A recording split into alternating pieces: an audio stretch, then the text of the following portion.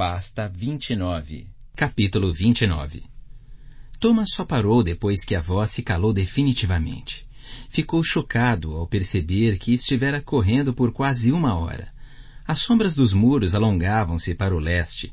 Logo, o sol ia se pôr para deixar vir a noite e as portas se fechariam. Precisava voltar. Só de leve lhe ocorreu então que, sem ter de pensar, reconhecera a direção e o tempo. Viu que os seus instintos eram fortes. Precisava voltar. No entanto, não sabia se seria capaz de enfrentá-la de novo. Aquela voz em sua cabeça. As coisas estranhas que ela havia dito. Não tinha escolha.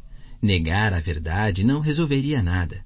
E por mais ruim, e por mais estranha, que tivesse sido aquela invasão de sua mente, era melhor do que um encontro com os verdugos em qualquer dia.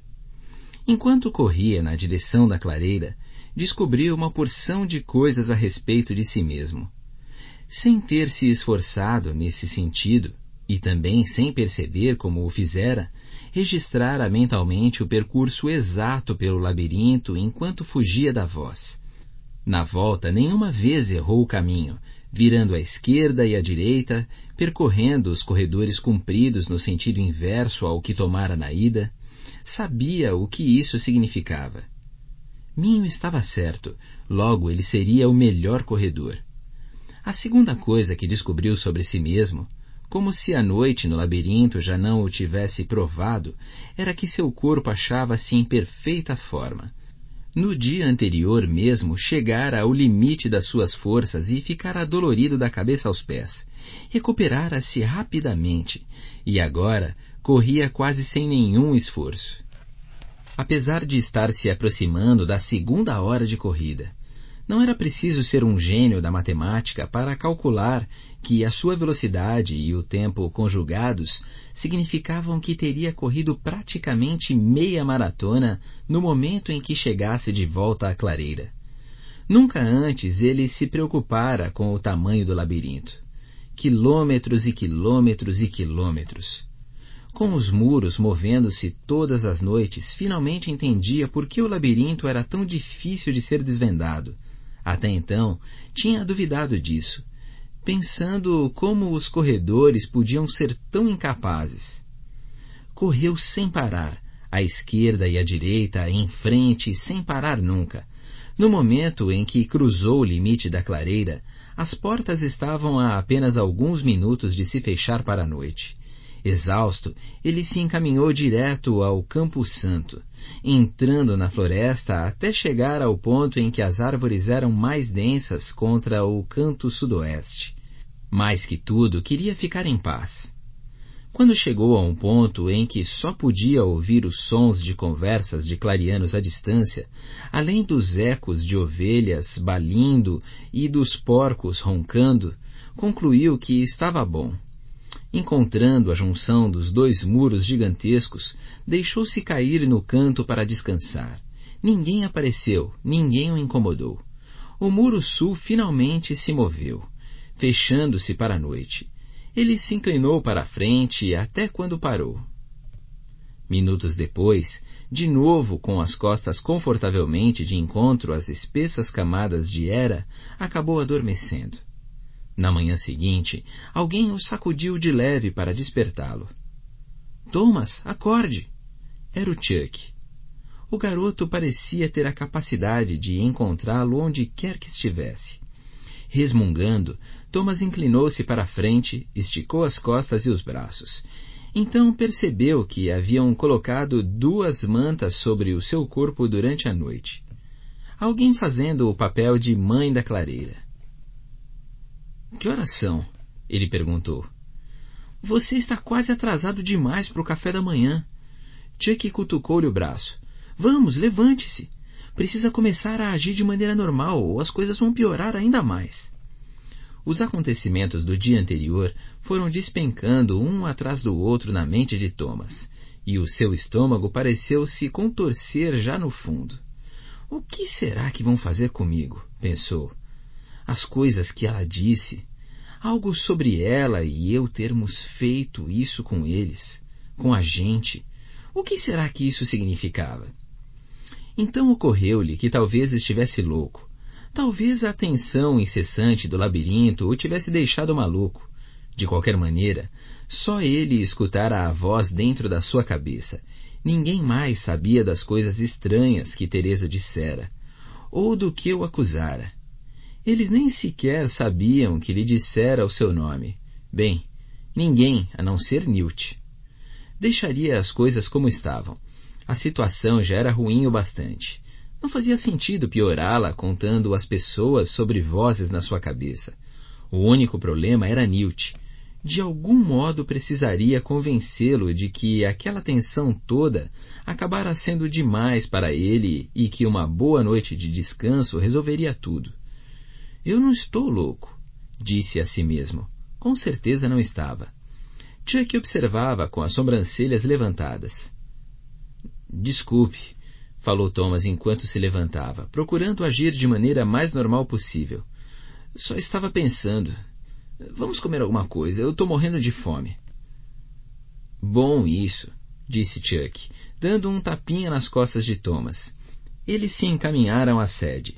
Chuck tagarelando o tempo todo. Thomas não se queixava.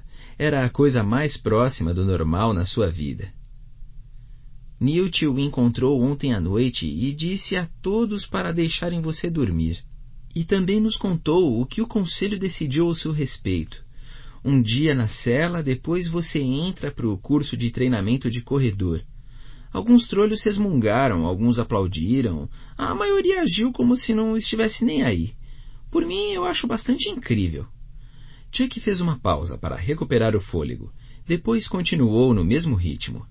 Naquela primeira noite, quando você falava em ser um corredor e todo aquele plong, que mértila, eu estava morrendo de rir por dentro. Não parava de dizer para mim mesmo, o começo desse babaca está sendo bastante duro. Bom, você mostrou que eu estava errado, né? Mas Thomas não tinha vontade de alongar a conversa. Eu só fiz o que qualquer um teria feito. Não é culpa minha se Minho e Newt querem que eu seja um corredor. Eu sei. Quanta modéstia. Ser um corredor era a última coisa que Thomas estava pensando no momento. Não conseguia parar de pensar em Teresa, aquela voz dentro da sua cabeça, o que ela dissera. Acho que eu estou meio empolgado. Thomas forçou um risinho, embora se encolhesse só de pensar em passar o dia inteiro sozinho no amansador antes de começar os treinos. Vamos ver como vai se sentir depois de correr até pôr os bofes para fora. De qualquer maneira, fique sabendo que o velho Chuck aqui está orgulhoso de você. Thomas sorriu ante o entusiasmo do amigo. Se ao menos você fosse a minha mãe, murmurou. A vida seria um doce. Minha mãe, pensou. O mundo pareceu sombrio por um instante. Não era capaz nem de se lembrar da própria mãe. Afastou na hora o pensamento antes que o consumisse. Eles foram direto para a cozinha, conseguiram um café da manhã rápido e ocuparam 2 lugares vagos na grande mesa interna. Todo clariano que entrava ou saía não deixava de dar uma olhada em Thomas. Alguns se aproximaram para felicitá-lo, a não ser por uns poucos olhares nada amistosos daqui e dali. A maioria das pessoas parecia estar do lado dele. Então ele se lembrou de Gally. Ei, Chuck, indagou depois de dar uma garfada nos ovos mexidos, tentando parecer distraído. Chegaram a encontrar o Gally? Não, já ia lhe contar. Alguém disse que o viu correr para dentro do labirinto depois de sair do conclave. Não apareceu mais depois disso. Thomas deixou cair o garfo, sem saber o que pensar ou esperar. De qualquer maneira, a notícia o surpreendia. O quê? Tá falando sério? Ele entrou no labirinto? Pois é. Todo mundo acha que ele ficou doidão. Alguns trolhos até acusaram você de matá-lo quando correu para lá ontem. Não posso acreditar. Thomas olhou para o prato, tentando compreender por que Gally faria aquilo. Não se preocupe com isso, cara. Ninguém gostava dele, a não ser os seus poucos cupinchas de Mértila. Eles são os únicos a acusar você. Thomas não conseguia acreditar que Chuck pudesse comentar o assunto tão distraidamente. Meu, o cara deve estar morto. Você fica falando desse jeito como se ele tivesse saído de férias. Chuck ficou pensativo por um momento. Eu não acho que esteja morto. Hã? Então onde ele está? O Minho e eu não fomos os únicos a sobreviver a uma noite lá fora? É o que eu estou dizendo. Eu acho que os colegas estão escondendo ele em algum lugar dentro da clareira. Gale era um idiota, mas não poderia ser tão estúpido a ponto de passar a noite no labirinto. Como você. Thomas abanou a cabeça.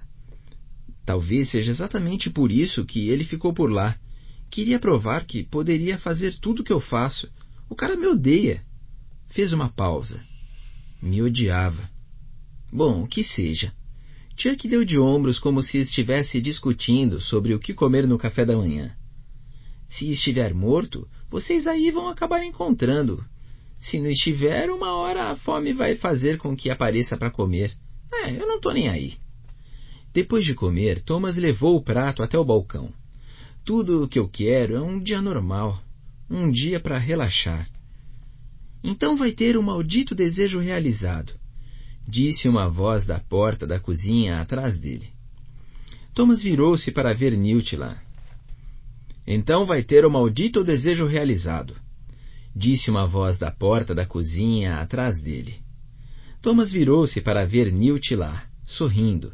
O sorriso dele produziu uma onda tranquilizadora em Thomas, como se descobrisse que o mundo estava em ordem outra vez.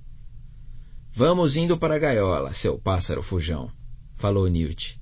Vai poder relaxar bastante enquanto permanecer no amansador. Venha. Chuck levará alguma coisa para você comer lá na hora do almoço. Thomas concordou e encaminhou-se para a porta, com Newt afastando-se para dar passagem. De repente, um dia na prisão parecia excelente. Um dia para ficar apenas sentado e relaxar. No entanto, alguma coisa lhe disse que seria muito mais possível Gale levar-lhe flores do que passar um dia na clareira sem que nada de estranho acontecesse. Pasta 30. Capítulo 30. O amansador ficava em um lugar obscuro, entre a sede e o muro norte da clareira, escondido atrás de arbustos espinhentos e irregulares, que pareciam não ser podados há séculos. Era um grande bloco de concreto grosseiramente delineado, com uma única janela minúscula e uma porta de madeira que estava trancada com um ameaçador ferrolho de metal empoeirado, como algo saído da Idade Média.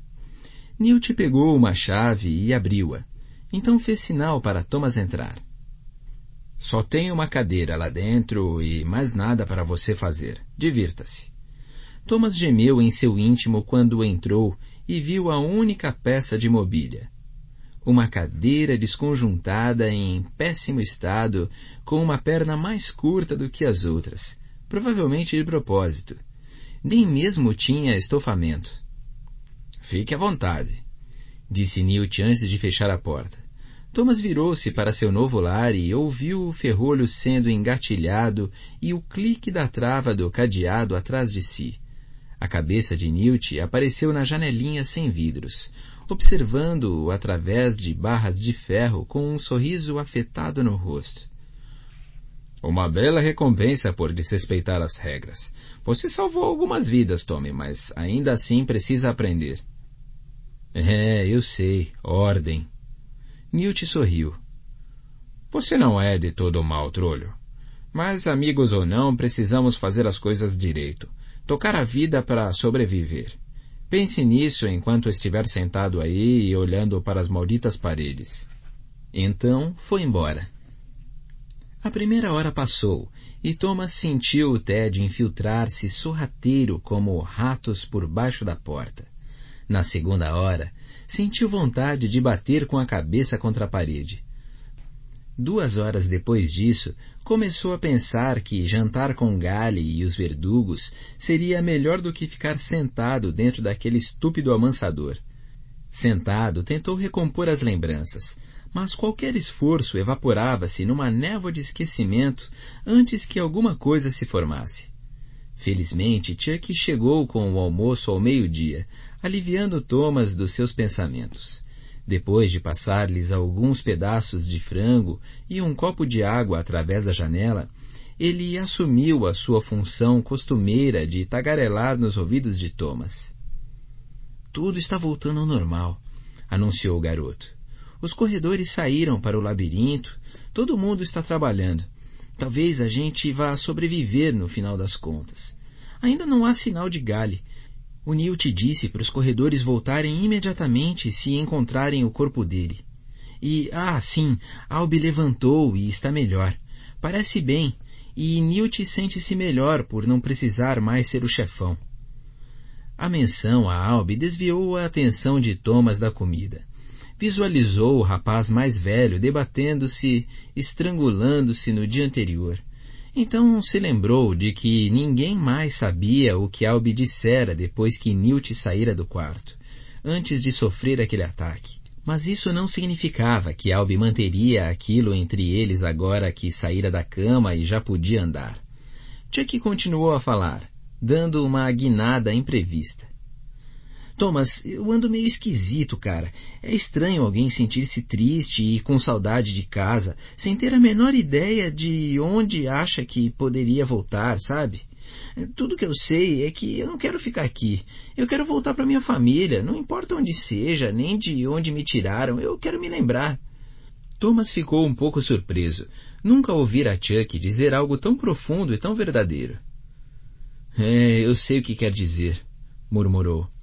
Chuck era baixo demais para que os olhos ficassem numa altura na qual Thomas pudesse vê-los enquanto falava. Mas depois da afirmação seguinte, Thomas imaginou-os cheios de uma tristeza desoladora, talvez mesmo com lágrimas. Ele disse, antes eu chorava muito, todas as noites. Isso fez com que os pensamentos sobre Alby deixassem a mente de Thomas. É? Como um bebê mijão. Quase até o dia em que você chegou aqui. Depois eu me acostumei, eu acho. Aqui tornou-se o meu lar, mesmo a gente tendo todos os dias esperança de sair. Eu só chorei uma vez que cheguei aqui, mas isso foi depois de quase ter sido comido vivo. Devo ser apenas um idiota cara de Mértila. Thomas não teria admitido isso se Chuck não tivesse se aberto com ele. Você chorou? Ele ouviu Chuck dizer através da janela. Depois? Sim, quando o último deles caiu pelo penhasco, eu não aguentei e solucei até a minha garganta e o peito doerem. Thomas lembrava-se de tudo muito bem. Tudo desabou sobre mim de uma vez só. Com certeza isso fez com que me sentisse melhor. Não se sinta mal por chorar, nunca. Quer dizer que isso faz você se sentir melhor? Estranho como funciona. Alguns minutos se passaram em silêncio. Thomas viu-se torcendo para que Chuck não tivesse ido embora. E aí, Thomas? Chamou Chuck. Eu estou aqui. Você acha que eu tenho paz? De verdade? Paz de verdade? Thomas deu uma risada, principalmente para afastar o acesso repentino de tristeza que a pergunta lhe causara. Claro que tem, seu trolho. Você precisa que eu explique tudo, até o mais óbvio? O coração de Thomas doía. Lembrava-se de ter recebido uma reprimenda como aquela, mas não de quem a dera. Não foi o que eu quis dizer, falou Chuck, a voz completamente despida de alegria. Falava em voz baixa e desolada, quase num murmúrio. A maioria dos caras que passaram pela transformação lembra-se de coisas terríveis, sobre as quais nem quer comentar, o que me faz duvidar se teria um bom motivo para voltar para casa. Então, eu quero dizer, você acha que é possível que eu tenha uma mãe e um pai em algum lugar do mundo lá fora que ainda sentem a minha falta? Você acha que eles choram à noite? Thomas sentiu-se chocado ao perceber que seus olhos estavam cheios de lágrimas. Foi tudo tão louco desde que chegara que nunca pensara nos clarianos como pessoas com família de verdade, sentindo a falta dos parentes. Era estranho, mas nem mesmo pensara sobre si mesmo dessa maneira. Só sobre o que tudo aquilo significava, quem os mandara para lá, como poderiam sair um dia. Pela primeira vez, ele sentiu algo por Chuck, que o deixou com tanta raiva que lhe deu vontade de matar alguém. O garoto deveria estar na escola, em um lar, brincando com os garotos da vizinhança. Ele merecia ir para casa à noite para estar com a família que o amava, que se preocupava com ele. Uma mãe que o mandasse tomar banho todos os dias e um pai que o ajudasse na lição de casa. Thomas odiou as pessoas que haviam tirado aquele pobre garoto inocente da família. Odiou-as com um ardor que não sabia que um ser humano podia sentir. Quis que morressem, até mesmo que fossem torturadas. Queria que Chuck fosse feliz. Mas a felicidade fora arrancada da vida deles. O amor fora arrancado da vida deles. Ouça, Chuck. Thomas fez uma pausa, acalmando-se o máximo que pôde, assegurando-se de que a voz não falhasse. Tenho certeza de que você tem paz. Eu sei. Pode parecer terrível, mas aposto que a sua mãe está sentada no seu quarto neste exato momento, abraçando seu travesseiro, olhando para o mundo que roubou você dela. E sim, aposto que ela está chorando, muito, com os olhos inchados, o nariz escorrendo, de verdade. Chuck não disse nada, mas Thomas pensou tê-lo escutado fungar baixinho.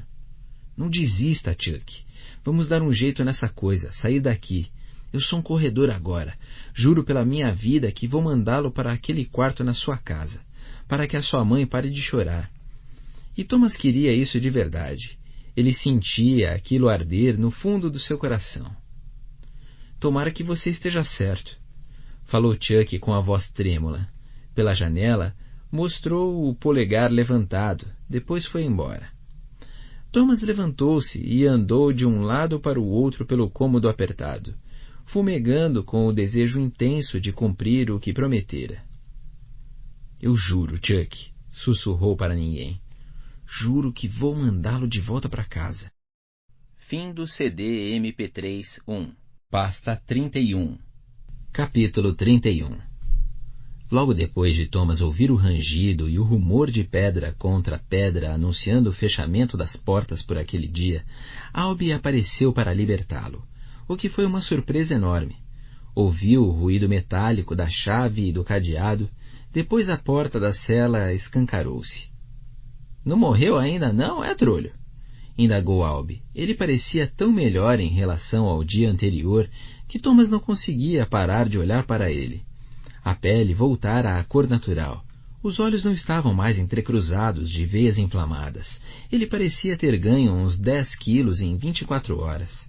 Albie notou Thomas observando-o com um olhar fixo e esbugalhado. Mértila, moleque, o que tá olhando? Thomas balançou a cabeça ligeiramente, sentindo-se como se saísse de um transe. Os pensamentos corriam acelerados, imaginando do que Albie se lembrava, o que sabia, o que poderia dizer sobre ele. Ah, nada. Só que parece meio maluco você ter sarado tão depressa. Tá se sentindo bem agora? Albie flexionou o bíceps do braço direito. Nunca estive melhor. Vamos, saia. Thomas obedeceu, esperando que o olhar não o traísse, tornando a sua preocupação evidente. Albie fechou a porta do amansador e trancou-a. Depois virou-se para encará-lo. Na verdade, é tudo mentira. Sinto-me um pedaço de plonge evacuado 2 vezes por um verdugo. Sei, dava para ver o seu estado ontem. Quando Albie fuzilou com o olhar, Thomas esperou que fosse de brincadeira e rapidamente esclareceu. Mas hoje você parece novinho em folha, juro. Albie guardou as chaves no bolso e reclinou-se de encontro à porta do amansador. Mas gostei da conversinha que tivemos ontem. O coração de Thomas disparou. Ele não fazia ideia do que esperar de Albie àquela altura. Hã? Ah, sim, eu me lembro. Eu sei o que vi, fedelho. Tá ficando meio apagado agora, mas nunca vou me esquecer. Foi incrível. Tentei conversar sobre isso, mas ficava chocado só de tentar. Agora as imagens vêm e vão, como algo que eu não gostasse de lembrar. A cena do dia anterior surgiu num clarão na mente de Thomas. Albie se debatendo, tentando estrangular a si mesmo. Thomas não acreditaria que aquilo acontecera se não tivesse testemunhado. Apesar de temer a resposta, sabia que precisava fazer aquela pergunta. O que tinha a ver comigo? Você ficava dizendo que me via. O que eu estava fazendo? Albie completou por um tempo o espaço vazio à distância antes de responder.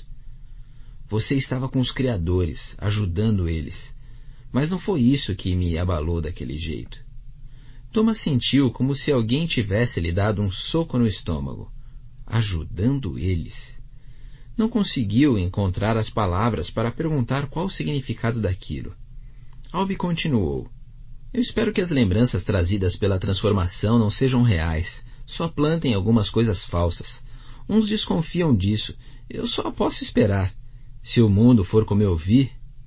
A voz dele falhou, deixando um silêncio aterrador. Thomas estava confuso, mas forçou-se a continuar. Não pode dizer o que viu a meu respeito? Albie abanou a cabeça. De jeito nenhum, trolho. Eu não vou me arriscar a tentar me estrangular de novo. Talvez seja alguma coisa que colocam no cérebro para controlar a gente, assim como apagam a memória. Bom, se eu sou um demônio, talvez devesse me manter trancado. Thomas arriscou sem acreditar muito. Fedelho, você não é um demônio. Pode ser um cabeção cara de Mértila, mas não um demônio. Albie mostrou uma ligeira menção de um sorriso, uma figura quase imperceptível no semblante normalmente carrancudo. O que você fez arriscando o seu traseiro para me salvar e ao minho, isso nunca foi coisa do demônio, que eu saiba. Não só fico pensando se o soro da dor e a transformação produziram um efeito desgraçado. Para o seu bem e o meu, eu espero que seja isso. Thomas sentia-se tão aliviado por Albie pensar que estava tudo bem, que mal ouvia o resto das palavras que o rapaz acabara de dizer. Foi tão ruim assim? As lembranças que voltaram? Lembrei de como era a minha vida, onde morava, esse tipo de coisa. E se o próprio Deus em pessoa me aparecesse agora e me dissesse que podia voltar para casa? Albie olhou para o chão e balançou a cabeça de novo. Se aquilo for mesmo real, fedelho, eu juro que eu prefiro conviver com os verdugos a voltar para lá. Thomas ficou surpreso ao ouvir que era tão ruim. Queria que Albie desse detalhes, descrevesse alguma coisa, qualquer coisa. Mas sabia que o choque ainda estava recente demais na mente dele para fazê-lo mudar de opinião. Bom, talvez não seja real, Albie. Talvez o soro da dor seja um tipo de droga que provoca alucinações na gente. Thomas sabia que estava forçando a barra. Albie pensou por um minuto. Uma droga, alucinações. Depois balançou a cabeça. Não, duvido. Valera a pena tentar. Ainda precisamos fugir deste lugar. É isso aí. Obrigado, fedelho, disse Albie sarcasticamente. Não sei o que seria de nós sem as suas palavras de incentivo. De novo, o quase sorriso. A súbita mudança de humor de Albie tirou Thomas daquela sensação de abatimento. Pare de me chamar de fedelho. A garota é a fedelha agora. Tá certo, fedelho. Albie suspirou, sem dúvida encerrando a conversa. Vá procurar alguma coisa para jantar. A sua terrível sentença de um dia de prisão foi cumprida. Foi muito. Apesar de desejar respostas, Thomas estava pronto para ficar longe do amansador. Além disso, estava faminto. Sorriu meio de lado para Albie. Depois foi direto até a cozinha em busca de comida. O jantar estava delicioso. Caçarola sabia que Thomas chegaria tarde, então reservara um prato cheio de rosbife e batatas. Um bilhete avisava que havia biscoitos no armário. O cozinheiro parecia mesmo disposto a confirmar o apoio a Thomas que demonstrara no conclave. Minho apareceu enquanto Thomas comia, preparando um pouco antes do primeiro grande dia de treinamento como corredor, dando-lhe algumas dicas e informações interessantes, coisas em que já ir pensando quando fosse dormir naquela noite. Depois de terminarem, Thomas voltou para o lugar retirado onde dormia na noite anterior. No canto atrás do Campo Santo. Pensava sobre a conversa com Chuck, imaginando como seria ter pais para lhe desejar boa noite. Diversos garotos perambulavam pela clareira naquela noite, mas na maior parte do tempo tudo ficou em silêncio, como se todos só quisessem ir dormir, encerrar o dia e se dar por satisfeitos. Thomas não se queixava, era exatamente disso que precisava. As mantas que lhe tinham dado na noite anterior ainda estavam no mesmo lugar. Ele se acomodou entre elas, ajeitando-se no canto onde os muros de pedra se encontravam em um tufo espesso de era macia. Sorveu os aromas misturados da floresta quando respirou fundo, tentando relaxar. O ar parecia perfeito e o fez pensar outra vez no clima daquele lugar. Nunca chovia, nunca nevava, nunca era quente ou frio demais. Não fosse pelo detalhe de terem sido arrancados dos amigos e familiares e aprisionados em um labirinto com um bando de monstros, poderia ser o paraíso. Algumas coisas ali eram perfeitas demais. Ele sabia disso, mas não tinha explicação para o fato. Seus pensamentos se desviaram para que Minho lhe falara durante o jantar sobre o tamanho e a escala do labirinto. Ele acreditou em tudo. Já percebera a escala gigantesca quando estivera no penhasco. Mas não conseguia imaginar como podia ter sido feita uma construção como aquela. O labirinto se estendia por quilômetros e quilômetros. Os corredores precisavam estar em uma forma sobre-humana para fazer o que faziam todos os dias. E ainda assim, nunca tinham encontrado uma saída. Apesar disso, apesar da total desesperança da situação, eles não desistiam. No jantar, Minho contara-lhe uma velha história, envolvendo coisas bizarras e imprevisíveis de que se lembrava de antes. Sobre uma mulher que ficara presa em um labirinto. Ela escapara por nunca tirar sua mão direita dos muros do labirinto, deslizando ao longo deles enquanto caminhava. Ao fazer isso, ela era forçada a virar à direita a cada volta, e as simples leis da física e da geometria asseguraram que ela por fim encontrasse a saída. Isso fazia sentido. Mas não ali. Ali todos os caminhos se tornavam a clareira. Eles deviam estar deixando de entender alguma coisa. Amanhã começaria o treino dele. Amanhã poderia começar a ajudá-los a descobrir o que estava deixando de entender. Naquele exato momento, Thomas tomou uma decisão. Esquecer todas aquelas coisas estranhas. Esquecer todas as coisas ruins. Esquecer tudo. Não desistiria enquanto não desvendasse o enigma do labirinto e encontrasse o caminho de volta para casa. Amanhã. A palavra flutuou na sua mente até que ele finalmente pegou no sono. Pasta 32. Capítulo 32. Minho acordou Thomas antes do amanhecer, fazendo sinal com uma lanterna para que o seguisse até a sede. Thomas afastou com facilidade a zonzeira matinal, empolgado para começar o treinamento. Jogou a manta de lado e seguiu ansiosamente atrás do seu professor, desviando dos muitos clarianos que dormiam sobre o gramado, os seus roncos sendo o único sinal de que não estavam mortos. O brilho fugaz do amanhecer iluminava a clareira, distribuindo uma tonalidade azul escura entremeada de sombras. Thomas nunca vira o lugar parecer tão sossegado. Um galo cantou no sangradouro. Por fim, ao chegarem a uma fenda toda irregular num dos cantos da sede, Minho tirou do bolso uma chave e abriu uma porta desconjuntada, que levava a uma pequena despensa.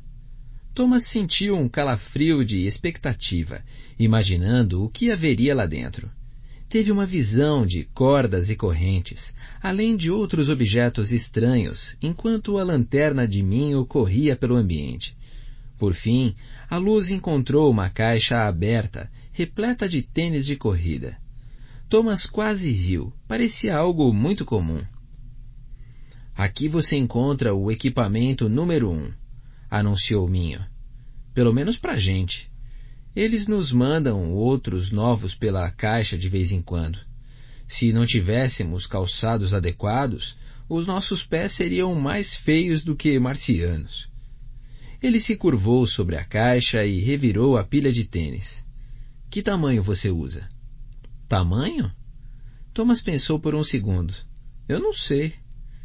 Era estranho como às vezes lembrava e às vezes não.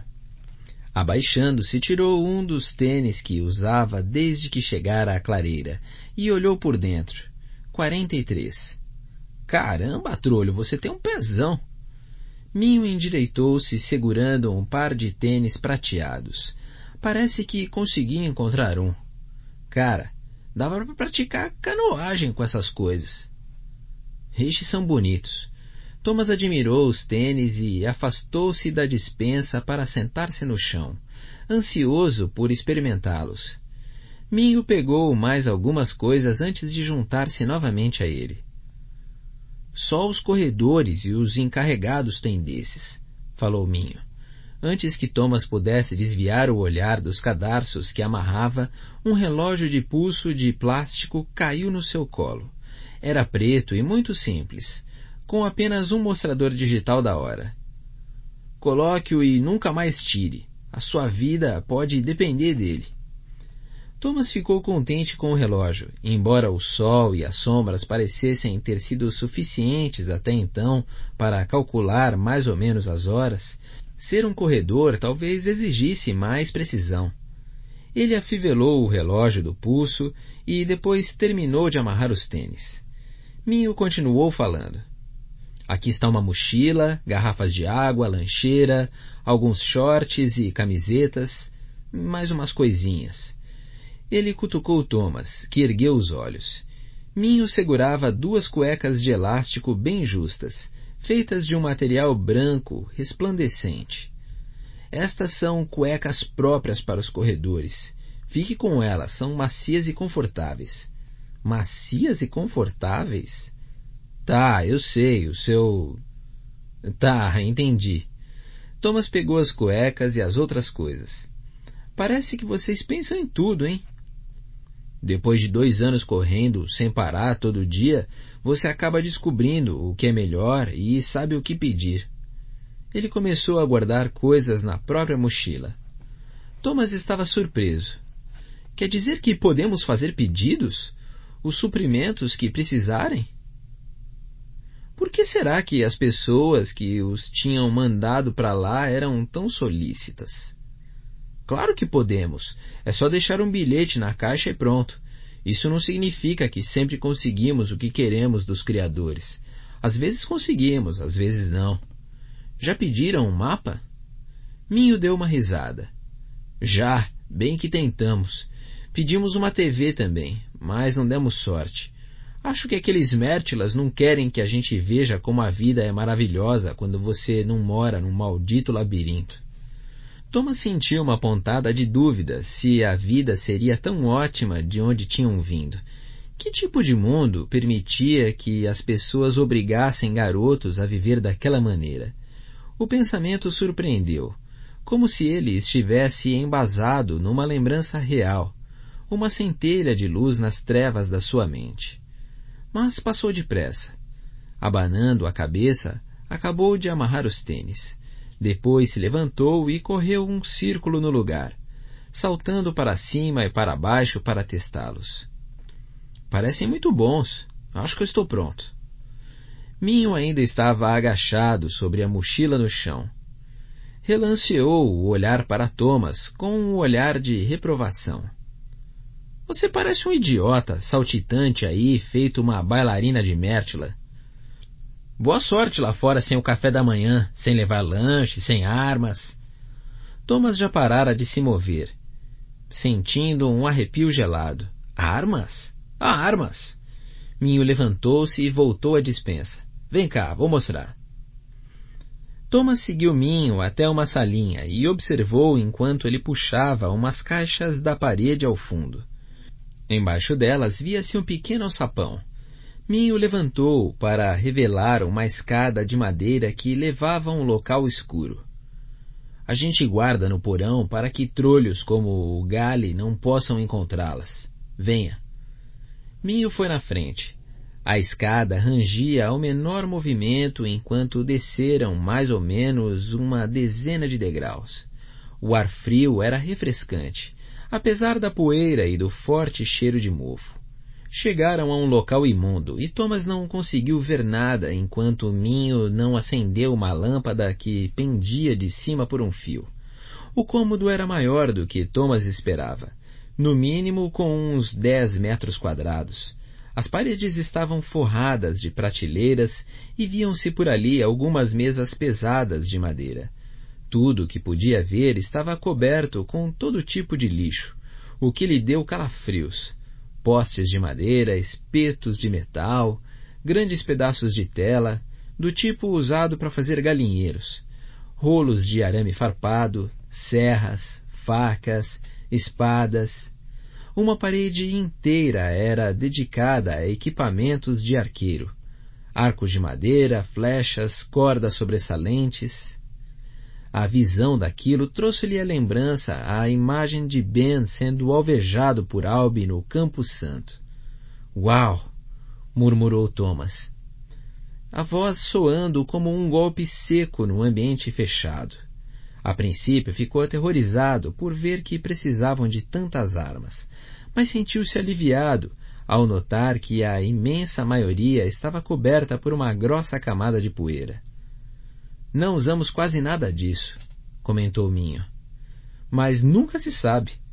A gente só costuma levar umas 2 facas afiadas. Ele fez um movimento com a cabeça na direção de um grande baú de madeira a um canto, a tampa aberta, inclinada de encontro à parede. Dentro, via-se todo o tipo de facas de todas as formas e tamanhos, empilhadas desordenadamente até a borda. Thomas só desejou que a sala fosse mantida em segredo em relação à maioria dos clarianos. Parece um tanto perigoso ter toda essa coisa, comentou ele. Já pensou se o Ben tivesse descido aqui logo depois de pirar daquele jeito e ter me atacado?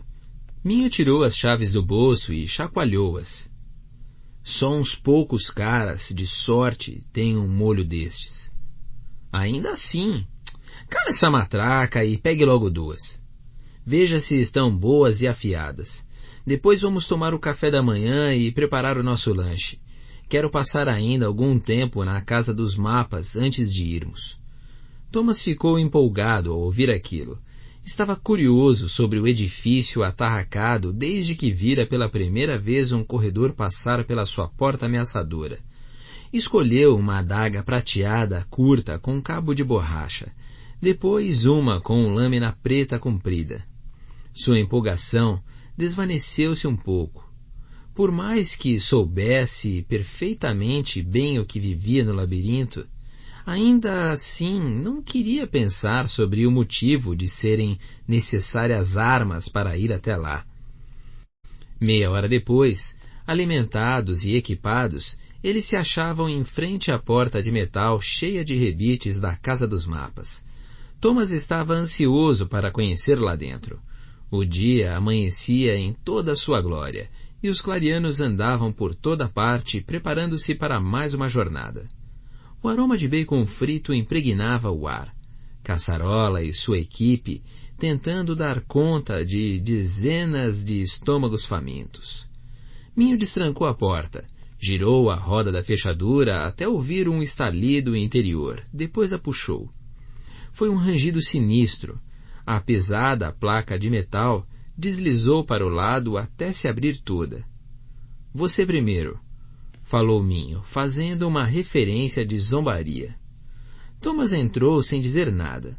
Um temor gelado, misturado com uma curiosidade intensa, o dominava. Você primeiro, falou Minho, fazendo uma referência de zombaria.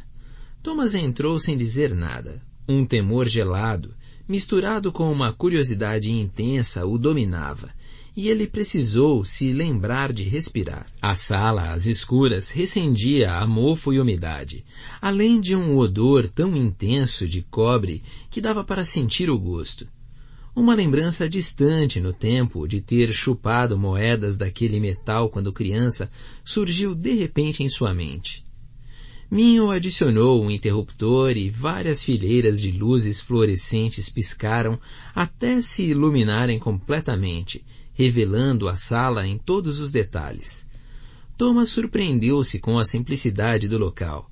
Com cerca de 6 metros de largura, a casa dos mapas tinha a parede de concreto desprovidas de qualquer decoração. Bem no centro, via-se uma mesa de madeira, com 8 cadeiras dispostas ao seu redor. Conjuntos de lápis e papel arrumados com cuidado jaziam sobre a superfície da mesa, cada um deles correspondendo a uma das cadeiras. Os únicos outros artigos da sala eram 8 baús, exatamente como aquele que continha facas no porão de armas. Fechados, eles eram igualmente espaçados, 2 contra cada parede. Bem-vindo à Casa dos Mapas, falou Minho, o lugar mais feliz que você poderia visitar. Thomas ficou um pouco decepcionado. Esperava alguma coisa mais interessante. Respirou profundamente. Pena que tenha o cheiro de uma mina de cobre abandonada. Até que eu gosto desse cheiro.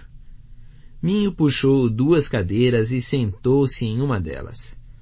Pode sentar. Quero que guarde umas imagens na cabeça antes de sair para lá. Depois que Thomas sentou-se, Minho pegou uma folha de papel e um lápis e começou a desenhar. Thomas inclinou-se para observar melhor e viu que Minho tinha desenhado uma caixa preta, que ocupava quase toda a página.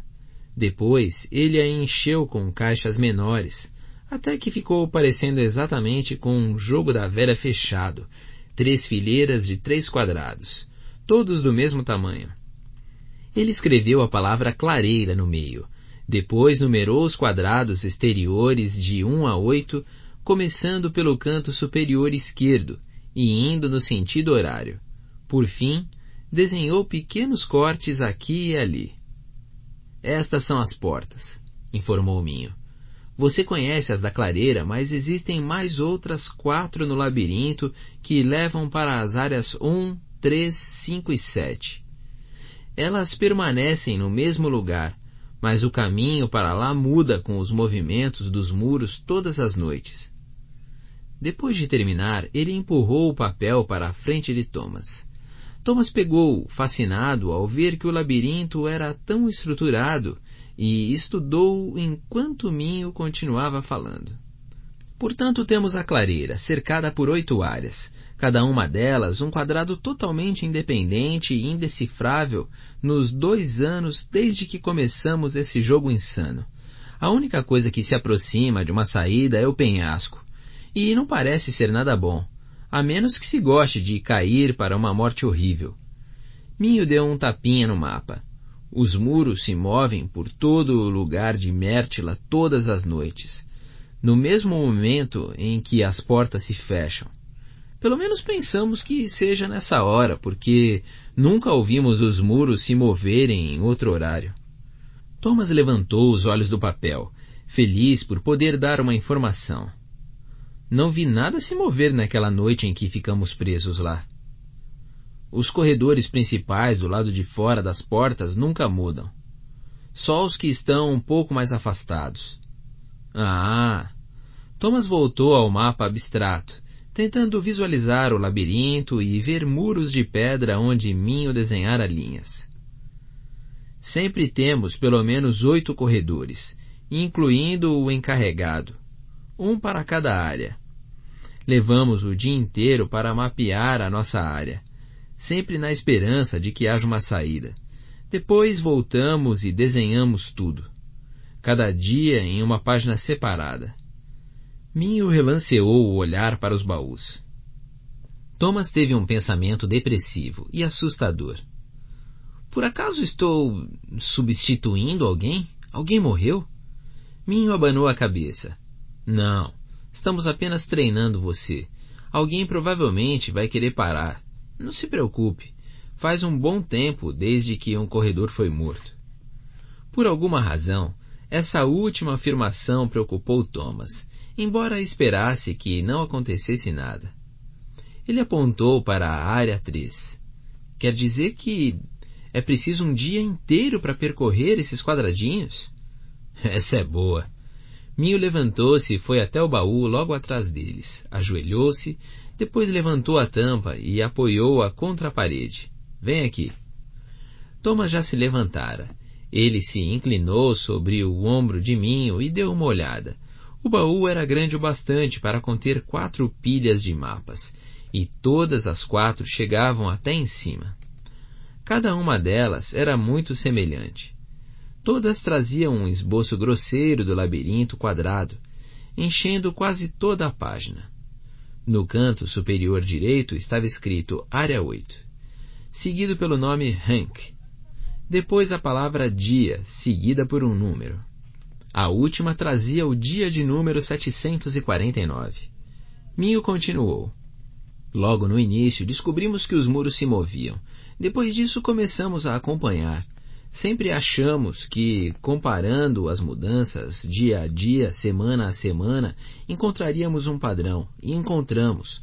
Os labirintos basicamente se repetem a cada mês, mais ou menos. Mas ainda não vimos uma saída aberta que nos levasse para fora do quadrado. Nunca houve uma saída. E já se passaram 2 anos, comentou Thomas. Não ficaram desesperados a ponto de permanecer lá uma noite inteira, ver se talvez algo se abre enquanto os muros se movem? Minho olhou para ele, um lampejo de raiva nos olhos. Isso é uma espécie de insulto, cara, sério. O quê? Thomas ficou chocado, não pensava daquele modo. Arriscamos o nosso traseiro lá por 2 anos e tudo que você pergunta é porque fomos tão aricas a ponto de não ficar lá durante a noite? Alguns tentaram bem no começo. Todos apareceram mortos.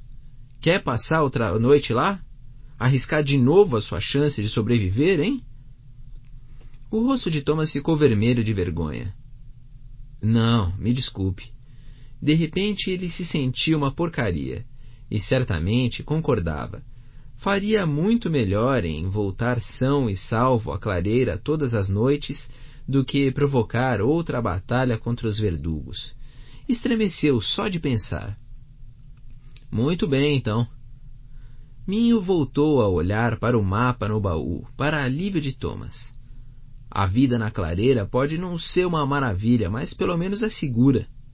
Não falta comida, somos protegidos contra os verdugos. Sem chance de pedir aos corredores para se arriscar a ficar por lá. Sem chance. Pelo menos até agora. Enquanto algo nesses padrões não der uma dica de que uma saída possa se abrir, mesmo temporariamente. Vocês estão perto disso? Alguma coisa progrediu? Minho deu de ombros. Não sei. É um tanto desanimador, mas não sabemos que outra coisa poderíamos fazer. Não podemos deixar de achar que um dia, em um ponto, em algum lugar, possa aparecer uma saída. Não podemos desistir, nunca. Thomas concordou, aliviado com essa atitude. Por ruins que fossem as coisas, desistir só pioraria ainda mais. Minho pegou várias folhas do baú. Os mapas dos últimos dias. Enquanto os folheava, ele explicava. Fazemos comparações dia a dia, semana a semana, mês a mês. Como eu estava dizendo, cada corredor é responsável pelo mapa da sua própria área. Para ser sincero, não descobrimos chongas nenhuma. Ainda mais sincero, não sabemos o que estamos procurando. Isso é uma droga. Realmente uma grande droga. Mas não podemos desistir. Thomas disse aquilo em um tom neutro, como numa repetição resignada do que Minho dissera havia alguns instantes. Dissera a nós, sem mesmo pensar a respeito, e percebeu que agora fazia mesmo parte da clareira. É isso aí, cara, não podemos desistir. Com cuidado, Minho colocou de volta os papéis no baú, depois levantou-se. Bem, temos que tentar o mais rápido possível enquanto estivermos aqui. Nos primeiros dias, você vai apenas me seguir para todo lugar que eu for. Está pronto? Thomas sentiu um aperto de nervosismo por dentro, estrangulando seu estômago. Aquilo era de verdade. Agora era para valer, sem falar ou pensar mais a respeito. Estou. Nada de por aqui. Está pronto ou não está? Thomas olhou para mim, encontrando o seu olhar repentinamente implacável. Estou pronto. Então vamos correr.